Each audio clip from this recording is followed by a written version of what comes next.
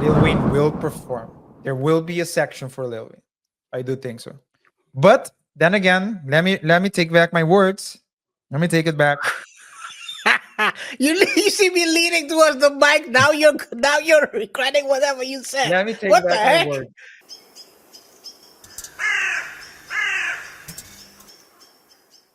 Kendrick Lamar halftime show announcement gone wrong. First of all, let's take a look. We're gonna break down the announcement because people are talking about subliminals, Drake responses, all that stuff, and then we're gonna dive a bit deeper into the Lil Wayne part. Let's start with this fair use.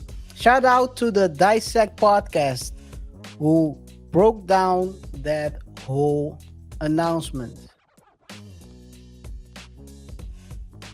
Let's play it. 5 things you might have missed in Kendrick Lamar's Super Bowl announcement. Most people caught that Kendrick performing at the Super Bowl was the ultimate response to first-person shooter. Me and Drizzy, this shit like the Super Bowl. Big as the Super Bowl. Most also caught that Kendrick addresses recent speculation that Drake has been preparing for a rematch. We will win game 2.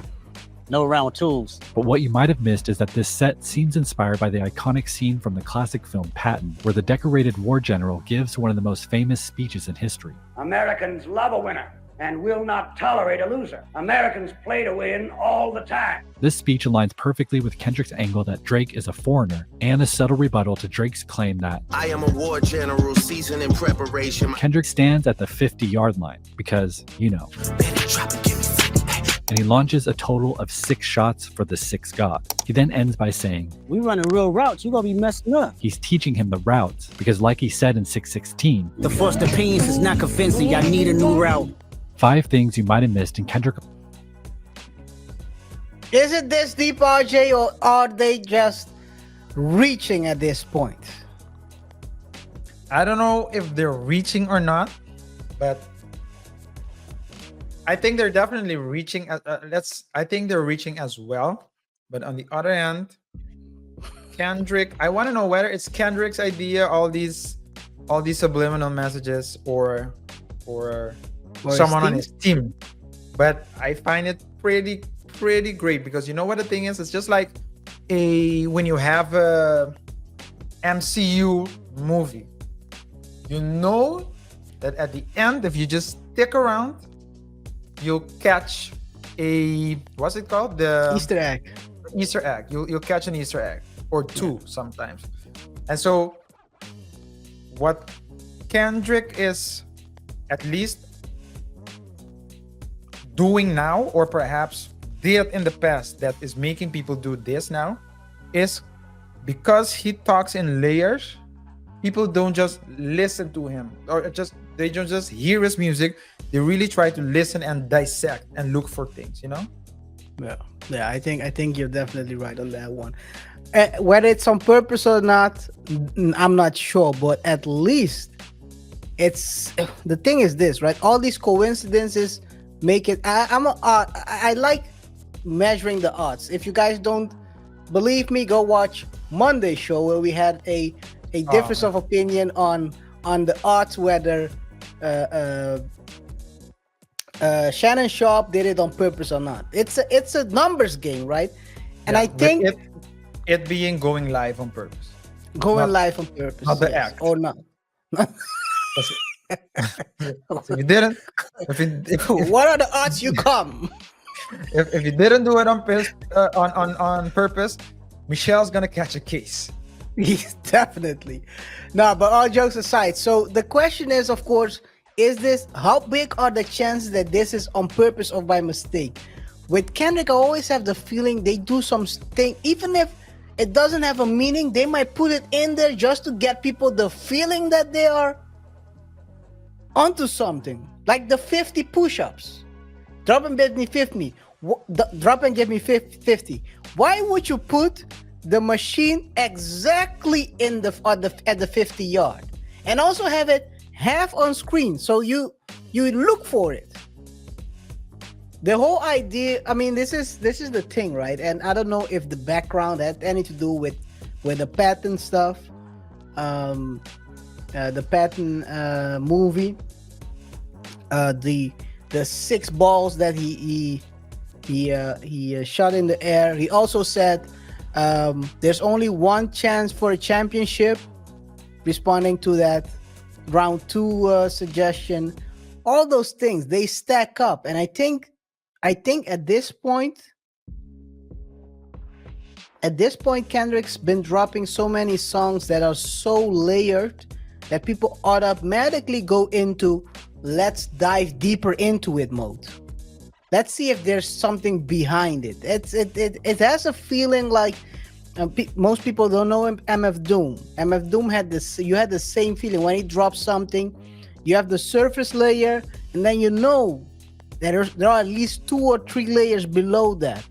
And I have the feeling that this Kendrick sparks the same thing with people these days, and that's a good thing for hip hop in general, because hip hop has been spiraling down into the abyss of stupidity, to be honest.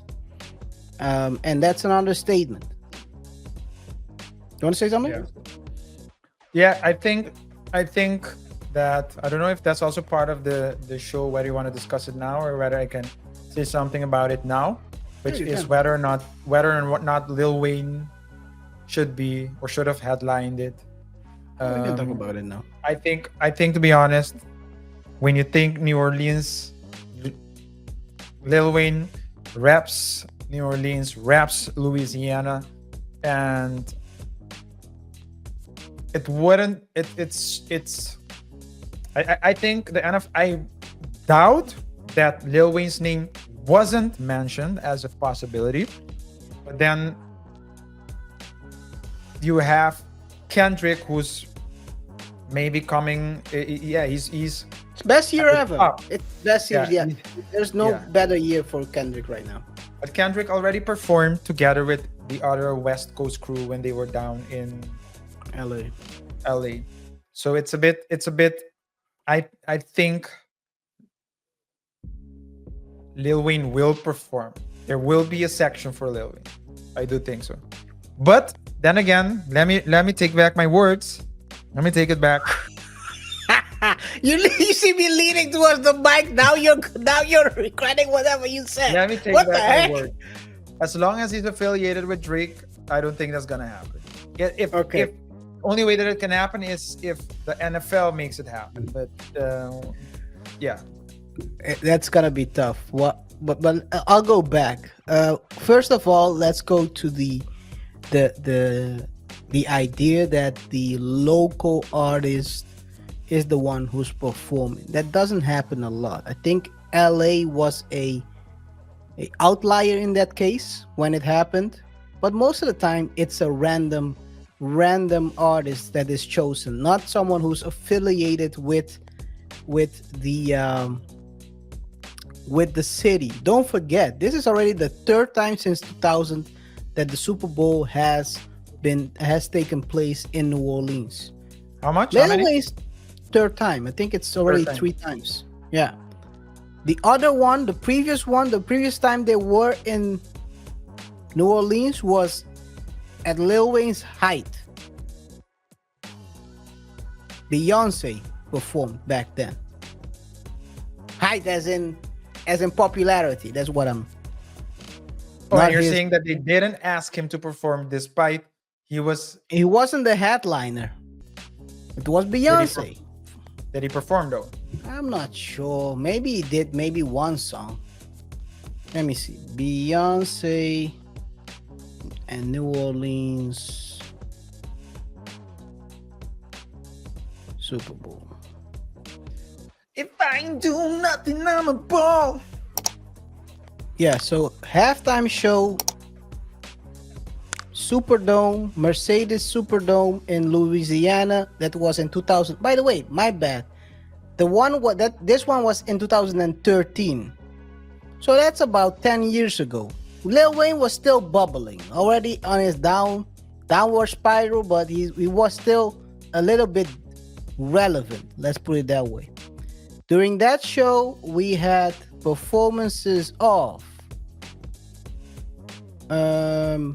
Set List by Beyonce, There is no Lil Wayne in the set list I see. No Lil Wayne at all mentioned in this. So I don't think he performed at all. It was a full Beyonce show. Right? So yeah, so that's the first thing I want to say. I don't doubt that he was mentioned. The problem is, RJ, the problem is this. We are talking about the biggest show every year, the most watched television one-day event, probably in the world, or at least second in the world, next to the World Cup finals, probably most of the time.